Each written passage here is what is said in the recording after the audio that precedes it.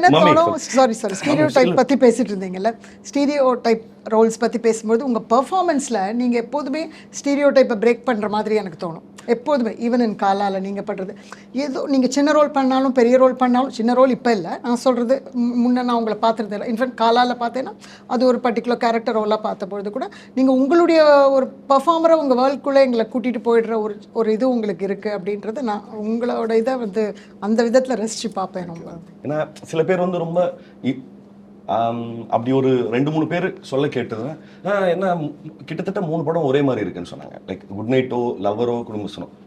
எனக்கு ஏங்க இது 3 நான் 3த்துல தாடி வச்சிருந்தது தவிர்த்து இல்லையா, நான் 3 வெவ்வேறு ஆளுங்க, 3 பேர் சந்திக்கிற பிரச்சனையும் வெவ்வேறு அப்படிதானே இருக்கும். சரி ஓகே, நான் அப்புறம் இதுல இருந்து என்ன பாடம் எடுத்துக்கலாம், ஏன்னா இப்படி ஒரு கிரிட்டிசிசமா இப்படி ஒன்று இருக்குன்னா இதை பத்தி யோசிக்க ஆரம்பிச்சேன்.